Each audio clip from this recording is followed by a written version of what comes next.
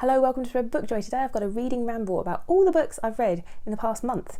If you're new to the channel, I'm Jack, and if you're not new, welcome back to Spread Book Joy. It's been a month since I talked to you about what I've been reading. I've talked to you about the books I packed for a move.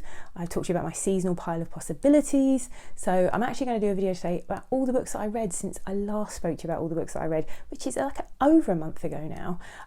It was kind of like the third week in August, maybe. So lots to get through. The first thing on Storygraph that I finished since I last spoke to you was If Beale Street Could Talk by James Baldwin, who I've wanted to read ever since I saw Nell do an amazing review of Giovanni's Room over on Gunpowder Fiction and Plot. Nell has her own channel now, by the way, Book Hunt. Go and subscribe to it. She's an amazing reviewer. So James Baldwin's book, If Beale Street Could Talk, it's very short, about 200 pages, maybe just over. And it was short but sweet, but also brutal. So we get the story of a young couple, Tish and Fonny, who are growing up in Harlem, and the book opens with Tish visiting Fonny in prison. Now, we don't know what he's in there for. We only know that she's visiting in prison and that she's pregnant, and they're young and in love. And what emerges is a story of absolutely gorgeous love. It's a beautiful kind of love between the pair of them. The hardships, the systemic racism that they face, the injustice, and all sorts of massive topics packed into this very, very short but sweet book. Sweet. The writing for me was really engaging and it pulled me in, and I can see why James Baldwin is so beloved here on BookTube. His writing is just stunning. It's just really quite lyrical, and I really enjoyed this book so much. I found the ending to be very, very abrupt for me. That was the one thing that, for me, I suppose if I read it again, I might see why he ended it the way he did, and abruptly the way. So I'm not going to go into it and spoil it for anyone. But yeah, I'd highly recommend it. I'm definitely going to read more James Baldwin in the future. Next, I finished the gorgeous Once Upon a Fever by Ang Walker, which is a middle grade book, and I did do a review of that. If you want to see what the review was about, what the book's about, go and check out my review. I then read The Lincoln Highway by Amor Towles. A buddy read it with Gemma from Gem of Books. It's a chunky book. My lovely friend Sally over at Salbo Reads on Instagram, she sent it to me last year, at the end of last year, and she said it was the favourite book that she'd read last year. And it is a road trip kind of journey, and more than that really. So it's set in 1954, and we follow a boy called Emmett who's just been released from a juvenile detention centre, and he's gone back to his father's farm. I can't remember where it is, Kentucky or something like that, and he has to, his father has passed away and their mother had left them some time ago, so Emmett and his younger brother, who he's come back to get, are decided they're going to sell their father's farm and house, and they're going to head out on the road. And the younger brother wants to go on the Lincoln Highway all the way to, I think it ends up in Los Angeles or San Francisco. Anyway, in California somewhere. So the idea is that they're going to go on this road trip. But what Emmett doesn't know is at the start of the book, this is the start of the book, so it's not a spoiler, is that two boys from the detention centre have stowed away when he's been brought home from there, and yeah, they're coming with them, so they've escaped basically. So they go with them on this road trip, and they encounter lots and lots of things on the way, lots of problems. All of the characters are amazingly well drawn. I absolutely loved the characters in the book, and you can't kind of get a sense initially of whether the two boys that have broken out and are with Emmett, whether they're good characters, bad characters. There's a lot of morally grey things going on. But what's brilliant about this book, I think Amor Towles is a really wonderful storyteller, and every character that they meet has a story, and you think it would be tedious reading about this person's background, this person's story after a while, but no, actually it was just really enriching and really wonderful.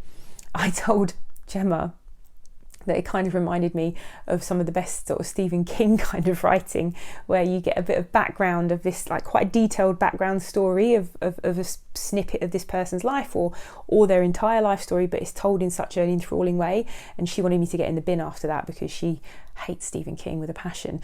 But it did kind of remind me of the best kind of Stephen King writing in that sense, the way that each character had this really fully formed function within the book, but they also had their own backstory, which we delved into, and I really enjoyed that. We really loved reading it, and we read it really quickly actually, considering it's a very chunky book. I've never read any more Amor Towles. I've heard mixed reviews about Amor Towles. Lots of people love The Gentleman of Moscow, is it? but I know a lot of people don't like his work. But I've really enjoyed The Lincoln Highway, and I would definitely recommend it. If you like road trip kind of, I want to say it's coming of age, kind of is coming of age, maybe, I don't know. But yeah, if you want really just a really good story, then The Lincoln Highway is great. Then I, like a million other people on YouTube as it turns out, saw on Scribd Jeanette McCurdy's I'm Glad My Mum Died, which is her memoir of her time as a child star and the tempestuous relationship that she had with her mother, which was really unhealthy. So I don't know who she is because I'm a bit older than the show she used to be on was iCarly on Nickelodeon, which I had heard of, but she played a character on that, and she was basically she's a Nickelodeon star. And what she was going through at that time, her mum had some serious issues. Her mum had survived cancer, and because of that, she kind of lived out her dreams of wanting to be an actress through her daughter. And Jeanette McCurdy felt this constant pressure to be what her mum wanted her to be and to live up to her mum's expectations. And it became so unhealthy that her mum would get her to calorie count from a very, very young age, and she developed eating disorders. She basically just lived the life her mum wanted her to live, and they were quite strict Mormons growing up, so she wasn't allowed to have a boyfriend when she was in her 20s. She would hide that from, I think she was in her 20s or her late teens, she would hide from her mum the fact that she was going on holiday with her actual boyfriend and stuff like that. So her mum had this massive influence on her life, which she didn't really kind of get out of or recover from until her mum passed away. So it's a really good audiobook. I listened to her reading her own story, and it's a really well written memoir, and I'm kind of like a lot of people, I think I've got a bit of an interest in this very strange phenomenon, which is child stars. So yeah, I think it's well worth reading, and yeah, lots of people have written really good reviews of it, better than I'm doing right now. But yeah, well worth a listen. Then I reviewed Alex Neptune, Dragon Thief, which was a Waterstones Children's Book of the Month, a middle grade book, and I reviewed it for Just Imagine, which is what I reviewed Once Upon a Fever for, and it's lovely little middle grade book. A bit not my cup of tea in terms of my personal reading and my personal feelings about it. It's not a book I would have picked up to read for myself, but I reviewed it as part of the sort of reviews I do for this website, which are critical reviews for teachers. And yeah, it's a lovely book about environmental change, and there's a sea dragon in this town, and the sea's polluted, and there's like a local legend of a sea dragon. The sea dragon can come, and because the sea dragon's been captured, that's why the seas are so dirty. So it was a really nice middle grade story and an adventure story, and it was quite humorous. However, I did have an issue with the fact that this dragon is going to magically make the oceans better, when we know that's not the case. Actually, it's down to what we do every day. So I had a bit of an issue with the way that was kind of portrayed. They didn't talk about pollution and our role in it, but I just felt it's not just down to a magical dragon that's going to come and sort out the oceans and everything else. But I'm not the target audience. I read it to review it for, like I said, for teachers and for parents, and you can read my review. I'll put a link to the original review below, because I did do the review for Just Imagine, which is a wonderful website. If you're a teacher, go and check it out. Then I read Cain and Abel by Jeffrey Archer, which is a tale of two men born on the same day in the early part of the 20th century, but poled apart. So one of them is born very poor in Poland, the other one is born extremely rich in Boston, but their lives intertwine, and one's got a real rags to riches story, and they've got their business rivals throughout their entire lives. And it's the kind of thing that I actually really, really enjoy, because it's just constant things happening to these men, this plot things and the way their lives interact. And I do like a rags to riches story. So I really enjoyed it. Aside from the relationship between them, where the reason that they hate each other, I didn't quite believe it. Without going into spoilers, I can't really tell you why I didn't believe it, but there was a particular reason for them not liking each other. And given the behaviour of the character who, the poorer character, completely despised the richer character for a particular thing that he did. But given the nature of another relationship he had where a person did a similar thing and he just saw it as business. I was like, I do find that hard to believe, but I just swallowed that up because the rest of the story was really, really good. And there is a follow-up called The Prodigal Daughter, I think, which I am going to read. I started reading it straight after, and it just recapped a lot of the old story to start with, and I just wasn't in the mood for that, but I will read it at some point. Then I did a buddy read of one of my favourite fantasy books of all time, The Ship of Magic by Robin Hobb. I first read them about 5 or 6, maybe, gosh, no more. I first read these books about 8 or 9 years ago, the Live Ship Traders trilogy by Robin Hobb. And Robin Hobb's really famous for the Farseer trilogy, the Assassin's Apprentice, etc., which I have read, and I DNF'd 3/4 of the way through book 3. So I am going to go back and read them because I can't remember why I DNF'd them. I was getting fed up with some of the characters' behaviour in those.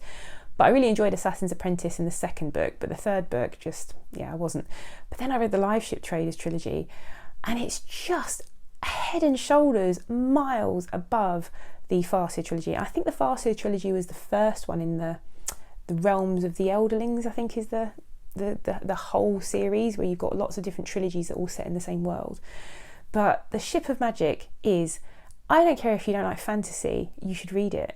It's one of the most wonderful adventure stories. The characters are amazing. I was listening to it on audiobook mainly because it was one of the books I was listening to while I was doing like boring packing and unpacking and reading like labour intensive manual labour things that you do when you're moving. So it really saw me through, and we did a lot of driving as well. So that book was a godsend to me because it was just, had been so long since I'd read it that there were certain parts, certain details I'd forgotten. Just a brilliantly plotted. If you like intrigue, if you like strong female characters, I can't tell you, if you like pirates, read it. It's fantastic. There's a great magic system in there. There's a really complex world, but it doesn't feel that unfamiliar. So yeah, I'd highly recommend Ship of Magic and the Live Ship Traders trilogy. It's just brilliant. Then I read, I've got it over here. Dead in the Family, which is book 10, I believe, of the Sookie Stackhouse, the Charlene Harris Southern Vampire series. Can't really talk much about it now because we've got so far into the series, but I'm reading it, of course, for the lovely Out of the Coffin read along with Ange and Amy and Sam from Paper Knot Books as well. And yeah, we're having a great time reading this series. This has been my favourite series read along of the year, it really has. And they've got 3 more books to go. I'm a bit sad about that, but yeah, I can't really talk more about it. It's book 10 if I tell you what's going on in it. But you know, werewolves, vampires, psychic waitresses, that's what you've got.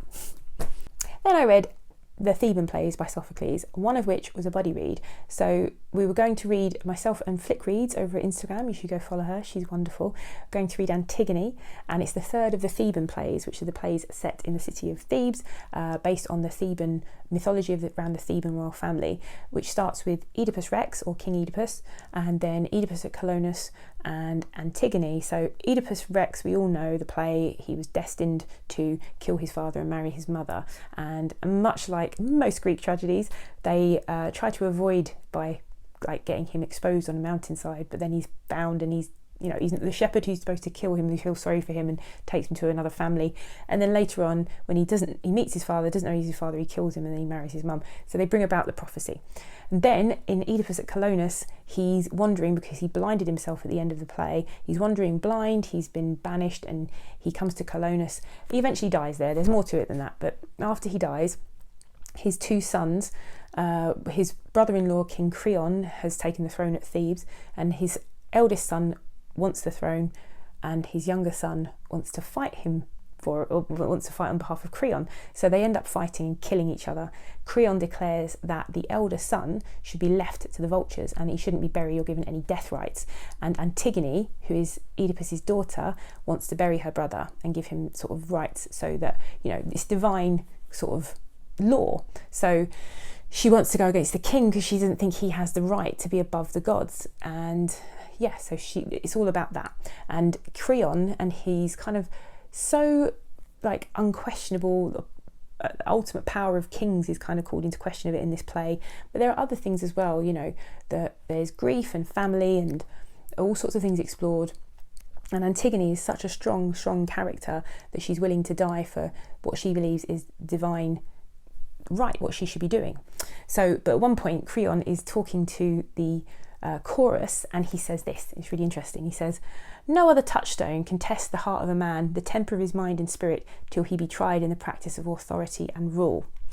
And basically, yeah, it's what he's saying is, it's a really, really difficult job, and people, it will test you to make the test of a man, but he's kind of failing the test at the same time, which is really interesting. Well, I thought it was anyway. Then last, I finished Careless by Kirsty Capes, which was not shortlisted for the Women's Prize. And yeah, lots of people said it was robbed, and I have to say, yeah, I think so. I thought it was a great book. It's about a child who is in foster care, and she's, I think, 15 at the start of the book. It's set in the 90s, and she finds herself pregnant, and she's narrating her own story. I listened to it on audiobook, and it was a great audiobook, and she is deciding what to do about it. And it's kind of like a bit of a scathing indictment of the care system here in the UK. I did think it was a little bit one-sided at first in terms of the portrayal of social workers and the care and foster carers, because there are plenty of really decent foster carers and decent social workers out there. The system itself is a mess, absolute mess, and but there are still, they're not all bad, but then at the end it kind of redeemed itself, because we did get a kind of other side of it a little bit with one of the social workers in there. So yeah, other than that though, I thought it was absolutely wonderful, really great book, and I really enjoyed listening to it. At the moment, what am I currently reading? I hear you ask. I'm currently reading Lonesome Dove with Sandy from Miss Reads a Lot, and we are loving it. I think it's going to be one of my books of the year. And I'm also reading Hamlet. I'm nearly finished Hamlet. I've been the slowest reader of Hamlet this month with the lovely group that Alice set up, who are reading Hamlet and Hamlet. I have yet to read Hamlet. And I have just finished a gorgeous book, The Travelling Cat Chronicles, and I was reading that with Emily from Novell Novels, and it's a Japanese book in translation, all about a cat who is found and adopted by this man, and they start, at the start of the book, he's having to give the cat away because of an unspecified reason. So he's going around to various friends and family with the cat in a van to give the cat to them, and for some reason he can't for each one. He has to go on to the next one and the next one. So yeah, really heartwarming, a sad book in some ways, but very uplifting in others. And it's kind of that, I love an animal protagonist, and the voice of the cat's just, sarcastic and very cat-like actually. So yeah, loved that one.